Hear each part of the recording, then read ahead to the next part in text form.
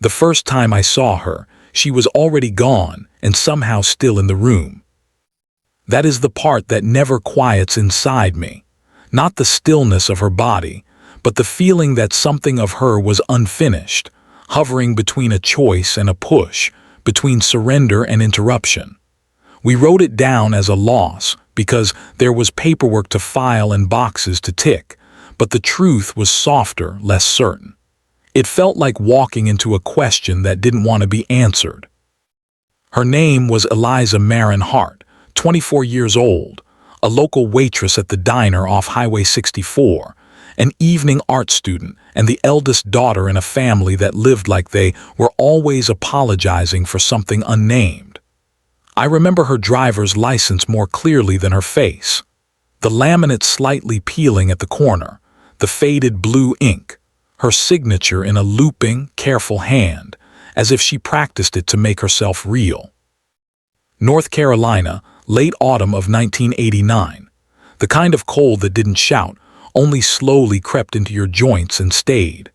The house where they found her stood just outside town, a small rental with a tilted porch and wind chimes that never sounded quite in tune. There was no sign of struggle worth naming, no note that we could trust, just a quiet space around her, as if the room itself had taken a breath and never released it.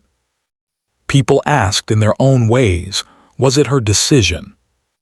People also asked, when they were certain no one could hear, or did someone help her along? But what I remember most is not the questions. It is the silence that followed them. Her bed was neat, as if straightened not long before. A sketchbook sat open on the floor, its edges slightly bent, a pencil resting across it like a forgotten bridge. The page showed only the beginning of a face, one eye drawn with intricate detail, the other suggested with the faintest outline, as if she didn't have time to finish it, or changed her mind halfway through. Back then I was young in the department, not yet given the title that would later weigh on me. I was just Daniel, the one who took notes too carefully, who waited a little too long before filling in the blanks. I remember standing in that room and feeling an odd mix of tenderness and unease. The facts wanted to be simple. The air refused. Her mother, Margaret Hart, sat at the kitchen table, hands folded so tightly her knuckles lost all color. She didn't cry, not then. She stared at the steam rising from her untouched coffee and said, very quietly, she always came home, even when she didn't want to. It sounded less like a statement and more like a small prayer that had arrived too late. Her younger brother Ian stood against the doorframe, eyes red but dry, jaw clenched like he was holding back words he didn't trust. When I asked if Eliza had seemed troubled lately, he shook his head. Then he nodded. Then he gave a hollow laugh that never reached his eyes and finally said, "She was here and not here. You know." I didn't know, not really, but I wrote it down anyway. The coroner gave us phrases that fit on lines and in boxes. Possible self-inflicted. No clear indications of external involvement. Insufficient evidence to rule definitively. Words that sounded careful and clean and somehow less real than the feeling in that house. We spoke of timelines and movements, of last phone calls and work shifts, of who saw her last and who spoke to her first that morning. But beneath all of that, there was a quiet that kept tugging at the edges of my attention. I remember brushing my hand against the sketchbook as I stood up, the pencil rolling a few inches and coming to a gentle stop. It felt wrong to move even that small thing, as if every object in the room bore witness to something I could not yet name. Outside, the sky held a color between blue and gray, the kind you can't point to on a chart. The neighbors watched from behind curtains, their eyes carrying a quiet, cautious curiosity. The wind moved through the trees with the same indifferent patience it always had. Life kept its pace. Only the inside of that house felt suspended, holding onto a question that refused to settle. There was no obvious villain, no clear story. Just a young woman, a still room, and a town ready to believe whatever explanation would let them sleep at night. Some said she was sensitive and easily overwhelmed. Others insisted she was strong, that she would never choose such an ending. Both versions were spoken with conviction. Both could not stand together, and yet, somehow, they did. In my report I wrote, "Cause of loss undetermined, possibility of self-harm, possibility of external involvement." In my heart I wrote something else entirely. We don't know, we may never know, and that not knowing will live here in this town like a quiet shadow. What no one could foresee then was how long that shadow would stay, how it would seep into conversations, into glances across diner booths, into the way people avoided saying her name too loudly, as if doing so might wake something sleeping. Eliza Maren Hart became a story that people told each other in uncertain tones. Not a horror story, not a cautionary tale, exactly, more like an uneasy lullaby. A reminder that someone can vanish from the world without leaving a clear answer behind, and that the people left standing must find a way to keep breathing in the presence of that unanswered question. We closed the file eventually. We had to, but some cases do not end when the folder is shut. They linger. They wait. They watch from their place on the shelf, knowing that time does not always bury the past. Sometimes it simply presses it deeper like a seed.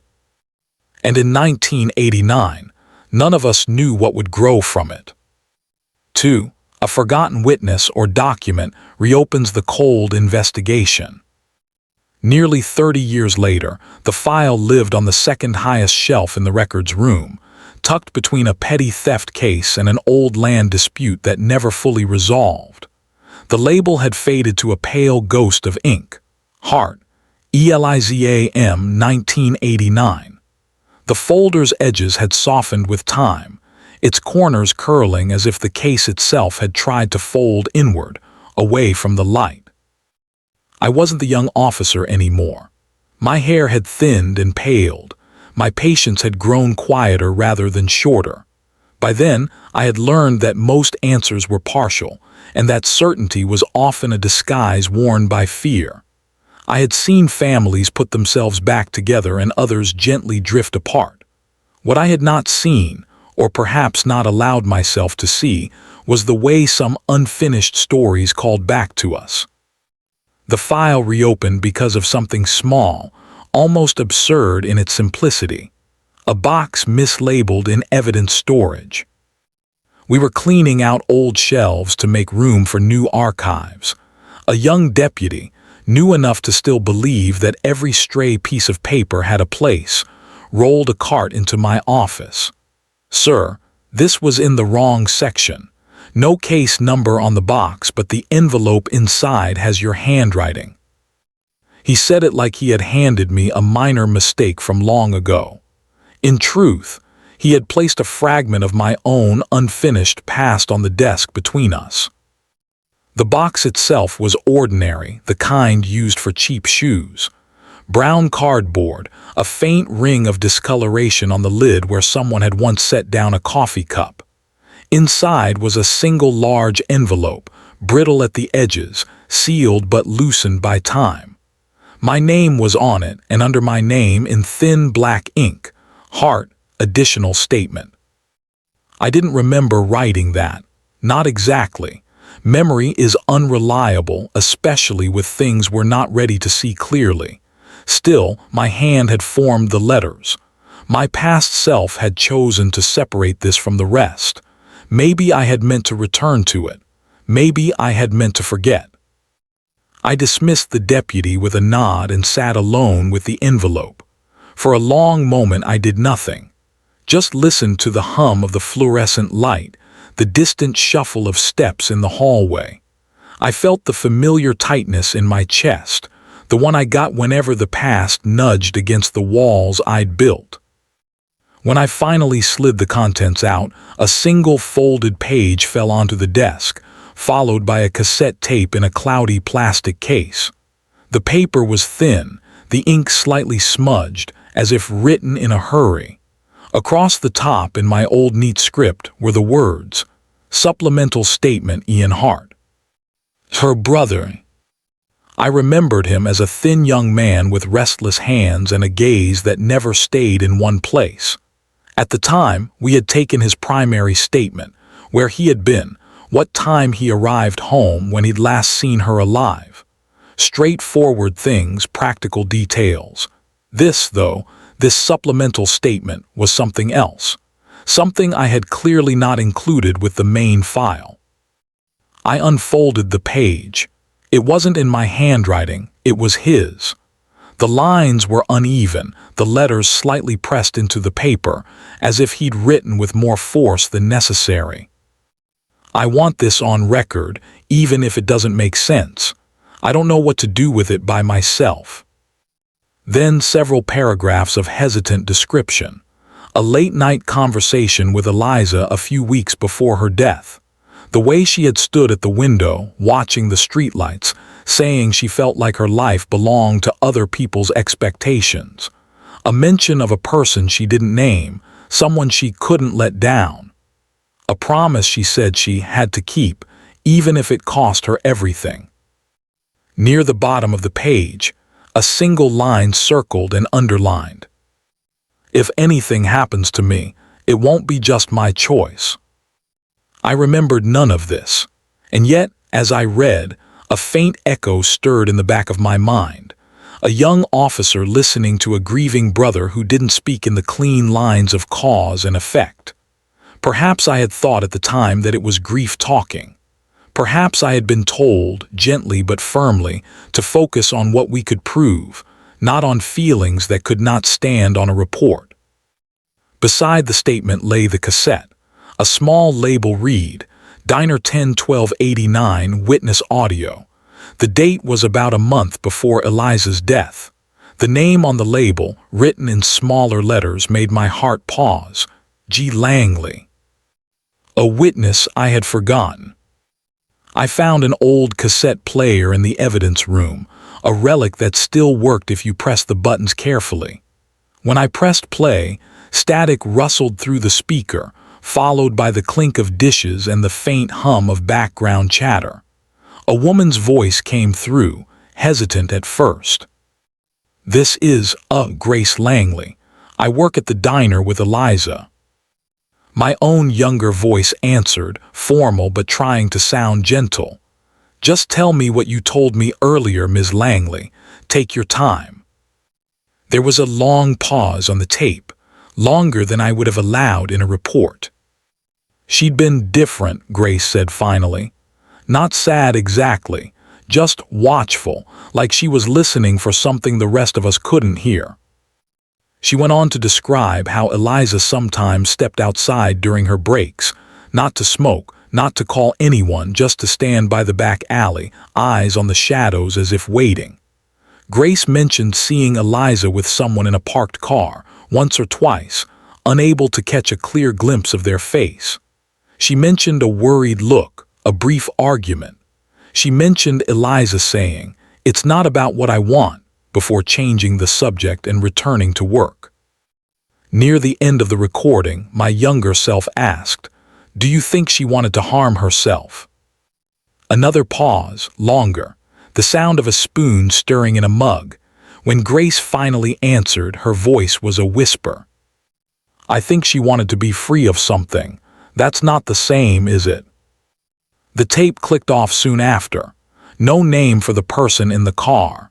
No description detailed enough to be useful. Just feelings, impressions, hesitations.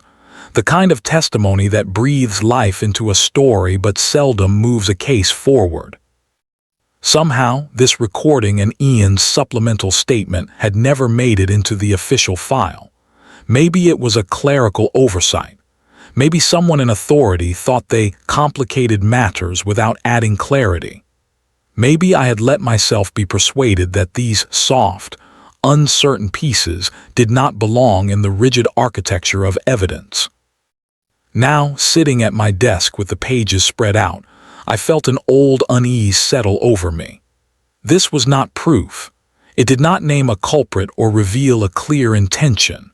Instead, It opened a door back into the emotional fog of that time. It reminded me that Eliza had not simply been a body in a room, but a person caught in unspoken obligations and unnamed pressures. Procedurally, the discovery of previously unfiled material was enough to justify a review. The department would likely phrase it as new information relevant to an unresolved case. But in my chest, it felt less like new information and more like an old confession resurfacing. I had failed her once by allowing her feelings, and the feelings of those around her, to be treated as secondary. Now those feelings sat in front of me in ink and tape, refusing to be misplaced again. The investigation reopened, not with sirens or sudden accusations, but with the soft click of a tape player stopping, the faint rasp of paper under my fingers, and the quiet return of a young woman's unfinished story. It wasn't the law that pulled me back into Eliza Hart's life. It was something more fragile and harder to ignore, the lingering sense that we had listened but not truly heard. 3. Investigator focuses on human psychology more than physical clues. Reopening the case did not mean returning to the scene with measuring tape and evidence markers. The house had long since been rented to other families, painted and repainted, its rooms rearranged to fit different lives. Whatever physical traces had once lingered there had been scrubbed, replaced, or simply eroded by time. What remained and what I chose to follow were not fibers or fingerprints. They were memories, impressions, the subtle shifts in voice when people spoke about Eliza. It was less an investigation in the traditional sense and more a slow, careful listening. This time, I promised myself, without pushing feelings aside as noise. I started with Ian. He lived in a small apartment now, above a hardware store on Main Street. His hair had thinned, and lines framed his mouth, but his eyes were unmistakable. The same restless gaze, still searching for somewhere safe to land. When he opened the door and saw me, recognition passed over his face like a shadow. "Daniel," he said, my name fitting oddly in his mouth, as if it belonged to another time. I wondered when someone might come back to this. His words carried no accusation, and yet I heard one all the same. We sat at his small kitchen table, a chipped mug of coffee between us. I laid his supplemental statement on the table, the page creased from years in the envelope. He stared at it for a long time before touching it, his fingers hovering just above the ink. "I don't remember writing it this clearly," he murmured, "but I remember feeling it, all of it." "What were you hoping would happen?" I asked, "when you asked for this to be on record?" He smiled, tired but without bitterness. "I guess I hoped someone would take it seriously, that someone would see she was under pressure, that it was simple." I watched the way his shoulders tensed as he spoke, the way his gaze dropped when he reached certain phrases. The human mind often tries to protect itself from what it cannot reconcile.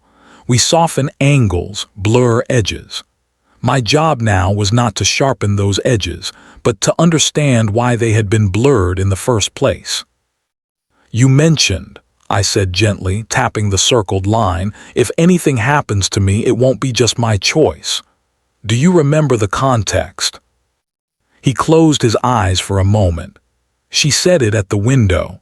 She had this way of talking like she was rehearsing something she couldn't quite say, like there was a script she was supposed to follow but it didn't fit her. She never told me who was involved, just that she owed something to someone." "Did she seem fearful?"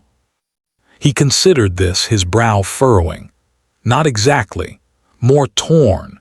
She loved people too much, you know, even when they weren't good for her. She thought if she just stayed loyal enough, everything would balance out." I let the silence stretch between us, inviting more. "Sometimes," he added quietly, "I think she believed her life was negotiable, that she could trade her own comfort, her own dreams to protect someone else. And maybe in the end, that's what happened. His words were not evidence in the traditional sense. They could not be logged, measured, or held up in court as definitive. But they shaped the way I looked at everyone else who had been close to Eliza, how I would read their pauses, their careful turns of phrase. From Ian's apartment, I went to see Grace Langley, the former co-worker whose voice had drifted out of the cassette like a message from another life. Grace now ran a small bakery on the edge of town. When I stepped inside, the air was warm and sweet, the glass display case lined with pastries that someone had arranged with almost tender precision. She recognized me before I spoke, her hands briefly stilling over a tray of cinnamon rolls. "You found the tape," she said, as if resuming a conversation paused decades ago. I nodded. "And your words, about her being watchful, about the difference between wanting to be free and wanting to leave the world." Grace exhaled slowly, wiping her hands on her apron. Back then, it felt like no one cared about that difference. We sat at a small corner table, the bakery quiet between mid-morning rushes. I watched how she cupped her mug, how her thumbs rubbed small circles around the handle. The body speaks even when the mouth edits. "Did you ever figure out who was in that car with her?" I asked. Grace shook her head. I tried not to stare. She was private about it, but she'd come back inside sometimes with this look, like she just swallowed something that didn't belong to her. "You said she told you, it's not about what I want. Do you remember what brought that on?" Grace's eyes grew distant, looking past me, perhaps seeing a younger version of herself across a diner counter. "We were talking about art classes," she said. "The teacher told her she could apply for a program out of state. She laughed it off, said she couldn't leave. I asked her why, and she said that line, 'It's not about what I want.' Then she changed the subject. She always changed the subject when it got close to certain people." "Certain people," I echoed. Grace hesitated, her gaze flicking to the front window where the street outside reflected faintly. She had a small circle, her brother, of course, her mother, and then a few others, people who always seemed to need just a bit more from her than they gave back. She gave a soft, self-conscious laugh. "Maybe I'm being unfair. Memory exaggerates things." "Or protects things," I suggested. She looked at me carefully. "Is that what this is now?" she asked. "Protection or revelation?" The question lingered in the air between us. I didn't answer. Not because I didn't have an opinion, but because I had learned that sometimes, in staying silent, people reveal more of what they truly fear. She took another sip of her drink and continued. "There was someone who started coming to the diner more often that last year, sat at the counter, always in the same seat, talked to her in a way that seemed familiar, but it wasn't warm, not really. It was more like he was taking her measure. I don't know how else to put it." "Do you remember a name?" She nodded slowly. "Everyone called him Reed. I don't know if that was his first or last name. He said he was helping with some business in town." She frowned. "The thing is, when Eliza talked to him, she'd straighten her posture, like she was bracing herself. That's what I remember most." I wrote the name down, Reed, but more important than the name was the posture, the invisible tension threading through those old conversations. In many ways, this was no longer a case about what had happened in a single room on a single night. It was a case about how people shape each other's choices without ever leaving a fingerprint. It was about obligations, loyalties, the unseen bargains made in quiet corners. As I moved from one person to another, I asked fewer questions about where they had been that day and more about how they had felt around her. Did she seem hopeful, trapped, protective, resigned? I listened not only to the words they chose, but to the ones they avoided. Eliza's mother, Margaret, still lived in the same house, though the furniture had shifted and the curtains had changed. She showed me a box of Eliza's things: photographs, letters, half-finished sketches. In one drawing, Eliza had sketched a figure with outstretched hands made of light, while shadows gathered at the ankles, pulling gently downward. On the back, in small writing, she had scribbled, "Balance is a quiet battle." Margaret watched me reading this, her lips pressed together. She wanted to help everyone, she said softly. She thought love meant giving until there was nothing left for herself. I didn't see it clearly then. I just thought she was kind. She swallowed. Kindness can hide a lot, can't it? I thought of the phrase on Ian's statement, "It won't be just my choice." I thought of Grace's comment about freedom and leaving. I thought of a man named Reed who made her sit a little too straight at the counter. Nothing I gathered could be dusted for prints or linked to a specific object in a crime lab. And yet, with each conversation, a psychological landscape formed, one in which Eliza's death existed not as a single, isolated decision, but as the final point on a long line of emotional pressure. We like neat answers. We like to say someone either chose their end or had it forced upon them. What we resist is the murky place in between, where choices are narrowed by invisible hands, where affection can become a soft insistence, where loyalty becomes a quiet cage. In returning to this case, I was not simply searching for someone to blame. I was searching for a language that could hold what had happened to Eliza without flattening it.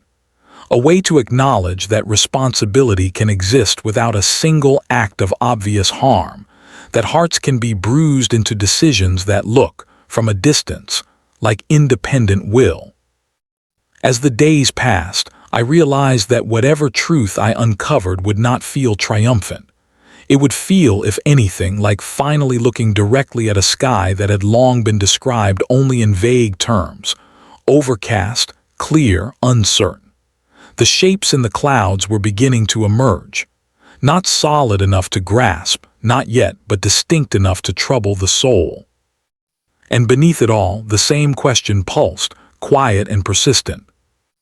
When someone carries the love, worries, and expectations of others so heavily that they lose sight of themselves, and the worst happens, who then can say with confidence where choice ends and influence begins? That was the path I chose to follow. Not the one lined with numbered bags and tagged objects, but the one paved with hesitations, with apologies left unsaid, with the ache of people who never meant harm and yet may have been part of something they could not admit. The answers, I knew, would not make anyone feel entirely at peace, but peace had never been the promise here, only, perhaps, a more honest discomfort. The more I revisited the people who had once orbited Eliza, the more I sensed an invisible thread running through their stories, thin, subtle, but unmistakably taut. Not suspicion in the conventional sense. There were no raised voices, no shadowy confessions, no clear fractures. Instead, there were hesitations, barely audible pauses that stretched just long enough to feel like something beneath the surface was shifting. I spoke again with Margaret Hart in her quiet living room, where the air carried the faint scent of lavender and something older, memory, perhaps. She sat in her usual armchair, fingers resting lightly on the armrest.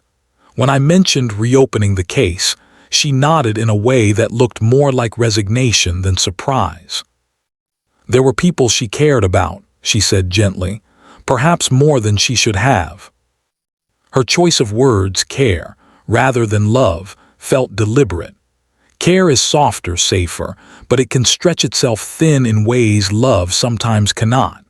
I watched her eyes drift to a framed picture of Eliza near the window. The young woman's half-smile in the photo seemed to carry both hope and exhaustion. Was there anyone, I asked quietly, who asked more of her than she felt able to give? Margaret's answer came slowly.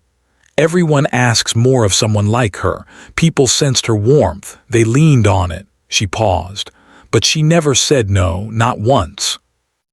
Later, in conversations with others, classmates, coworkers, neighbors, I found a pattern.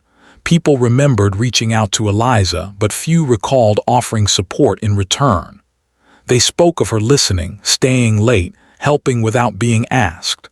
What none of them said directly, but all suggested obliquely, was that they had grown accustomed to her steadiness. They needed her in ways they never articulated, and she carried that need with quiet diligence. Then there was Reed, the man Grace described at the diner counter. Finding him took time, and when I finally located him in a modest office above a car lot, he greeted me with a practiced calm. Polite, composed, unreadable. He remembered Eliza, though his recollection was selective. "Sweet girl," he said, a faint, careful smile appearing. "A bit too thoughtful for her own good." The phrase struck me, not unkind but dismissive in a way that hinted at a dynamic built on subtle imbalance. I asked whether they had been close. He gave a small shrug. "Close is a flexible word," he answered. "She came to me for guidance now and then. She had a habit of worrying too much about being what others needed." His tone was warm, yet something in the warmth felt weighted, like a hand resting on a shoulder that never quite lifts. "Did she confide in you?" I asked. He looked out the window, a thoughtful expression settling over his features. "She asked how to choose what mattered most, but she struggled. She wanted to be loyal to everyone at once." He paused. "You can't live like that forever." There was no malice in his voice, only certainty, and that certainty felt more troubling than anger would have. Every conversation I conducted added a new layer, but not of evidence, of emotional complexity. Each person revealed a version of Eliza shaped by their own needs. To her mother, she was the responsible daughter. To her brother, the anchor. To Reed, the attentive listener. To coworkers, the dependable presence. The tension grew not from accusations, but from the quiet realization that everyone had loved her in ways that leaned more heavily on her than they realized. And in the spaces between their memories, something fragile swelled, a sense that the bonds surrounding her may have been tender on the surface, yet quietly demanding beneath. Truth, I realized, often hides not in wrongdoing, but in 1,000 small requests that accumulate until a person no longer knows which parts of themselves still belong to them. 5. Old secrets unfold, revealing betrayal and hidden personal motives. The deeper I walked into the past, the more it felt like entering a room lit only by candles, soft, shifting, full of places where shadows linger. Each conversation cast light on one corner, but the outlines remained elusive. Nothing was overtly sinister. No one spoke of harm or threat. Yet what emerged was a pattern of subtle betrayals, each wrapped in affection, each committed without awareness of consequence. It began with a letter. Margaret handed it to me one evening, her hands trembling slightly, as though the paper carried a temperature different from the room. "I never knew what to do with this," she whispered. "Maybe it's time someone else tried." The letter was folded neatly, the handwriting unmistakably Eliza's, delicate, steady, but burdened by something unsaid. It wasn't addressed to anyone. Perhaps it was a draft, or something she intended to burn. The first lines felt like a confession she had never allowed herself to voice out loud. "I want to be free, but I don't know how to leave without disappointing someone. I feel as though every choice ties me tighter to people I care about, and I can't choose myself without feeling like I've broken something fragile." Reading those lines felt like hearing her speak from a place beyond reach, softly, apologetically, as if she believed her desire for space was an inconvenience. Another discovery came from a former classmate, who admitted, after a long, uneasy pause, that Eliza had once confided something private. She said someone expected her to stay in town, that leaving would ruin everything for them, but she never said who. I didn't push. I should have. There was no direct accusation, no name offered. Just a gentle ache in the classmate's voice, the regret of someone who wishes they had asked one more question, offered one more moment of honest attention. With Reed, the unease deepened. When I pressed him about the guidance he had offered Eliza, he spoke carefully. She had a tendency to drift. I reminded her to stay grounded, to remain loyal to the relationships that mattered. When I asked who those relationships were, he smiled faintly. She knew. It wasn't what he said. It was the subtle assurance in his tone, as if he believed he had been a quiet anchor in her life, unaware that anchors can hold someone steady or hold them down. Meanwhile, Ian revealed something of his own. She wrote to me once, he said softly, a short note, said she felt like she was living someone else's script. I thought she meant art school or her job. I never imagined it was something deeper. He hesitated, then added, she worried too much about disappointing people, especially those she admired. The word admired lingered with unexpected weight. Piece by piece, what emerged was not a single betrayal, but a constellation of small ones, the kind formed by emotional dependence, by people expecting her to be their source of steadiness, by subtle pressures she absorbed without complaint. None of it looked like wrongdoing from the outside.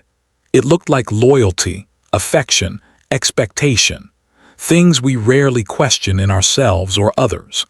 But woven together, these gentle obligations had become a quiet force shaping her world, narrowing her choices until the path she walked no longer belonged entirely to her. And in that subtle confinement, something vital within her had dimmed. The betrayal was not cruel. That was what made it so difficult to confront. Everyone around her had loved her. No one had intended harm. Yet she had been held so tightly by their needs that she forgot how to breathe. 6. Twist exposes the innocent as manipulative and morally corrupt. The shift came not with a dramatic revelation, but with a single conversation that unfolded slowly, so gradually that its meaning didn't fully settle until hours later.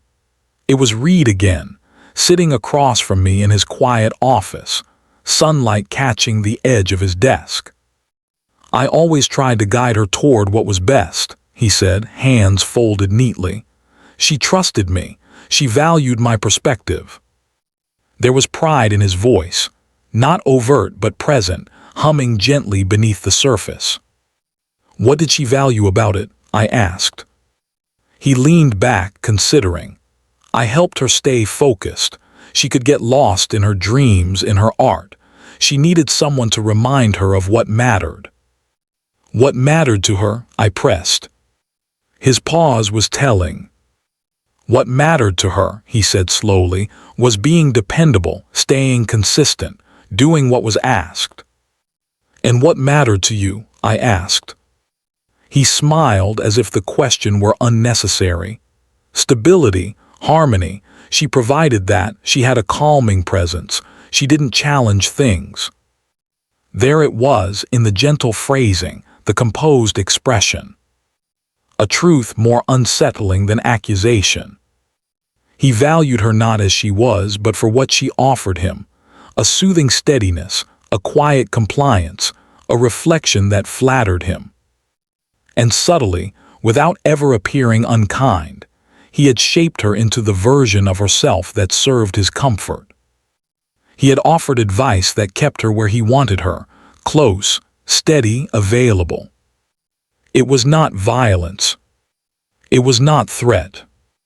It was something more insidious for being so soft. The slow erosion of her own desires in service of someone else's calm. Later, Grace revealed that Reed often lingered after closing, talking to Eliza for long stretches. She'd come back inside looking composed but quiet, she recalled, like she'd just folded a part of herself and tucked it away. Ian, when he heard Reed's name, tensed visibly. She said he helped her see things clearly. But every time she talked to him, she seemed smaller. I didn't like it. I didn't say anything. I should have. Reed had never raised his voice, never issued commands, never done anything that could be listed in a report. Instead, he had offered guidance shaped entirely by his own needs, given under the guise of care. And Eliza, gentle, loyal, hopeful, absorbed it. She believed people when they told her who she needed to be. The twist, if it can be called that, was realizing that the most innocent person in her life, the one who claimed to offer wisdom, had been quietly molding her world, limiting her choices, subtly guiding her away from independence. Not out of malice, out of comfort. The emotional truth was this: he had not harmed her directly. He had shaped her until she no longer recognized which desires were her own. And when a person loses their sense of self, even a gentle suggestion can become a cage. Reed never admitted wrongdoing because, in his mind, he had done none. He saw himself as supportive, insightful, stable. He believed he had rescued her from her own uncertainty. That, perhaps, was the greatest tragedy. He did not know what he had taken from her. And he never would. 7. Concludes with open-ended moral tone. Hiding truth saves someone. When the threads finally converged, the picture that emerged was soft-edged, blurred by emotion, and lacking the kind of clarity that makes justice clean. There was no single moment to point to, no indisputable act that caused her loss. What remained was a tapestry of quiet pressures, unspoken expectations, and gentle but constraining influences. I gathered everything, the notes, the memories, the hesitations, and realized that revealing the full truth would not bring peace. It would not heal the people who had loved her. It would not restore anything.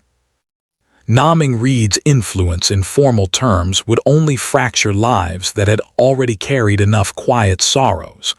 Margaret would lose the comfort of believing her daughter had been surrounded by supportive people. Ian would blame himself more deeply for not shielding her. Grace would question her own silence. And Reed, confident in his self-perception, would never understand the harm described in emotional terms rather than actions. The accusation would mean nothing to him, and everything to those already carrying guilt. There are truths that illuminate, and there are truths that burn. In the end, I chose not to ignite the second kind. I wrote a final note, deliberately gentle. No new actionable findings. Case remains unresolved. The emotional truth lived quietly beneath that line, unspoken but seen. As I left the station that evening, the air felt still, almost expectant. The world outside carried on as though nothing had changed, but inside me, something had shifted. I understood now that justice, as we define it, does not always align with healing. Sometimes the softer path, allowing certain truths to remain unspoken, protects more than it harms. Eliza's story would not gain closure through revelation. It would rest in the hearts of those who had known her, shaped by their memories, softened by time, guarded by silence. As I walked home, the sky deepened into a muted blue, a color she might have sketched with care. I thought of her unfinished drawing, the single detailed eye, the other only faintly suggested. Perhaps that was how she saw the world, half known, half dreamed, full of possibilities that never fully formed. And as the first stars appeared, I felt a quiet, lingering ache, not of failure but of understanding. Some stories are not meant to resolve. They are meant to echo. Eliza's echo remained. Not accusing. Not pleading. Just present. A reminder that truth does not always settle. Sometimes it breathes. Sometimes it waits. Sometimes it chooses silence. And sometimes, that silence is the closest thing to mercy we can offer.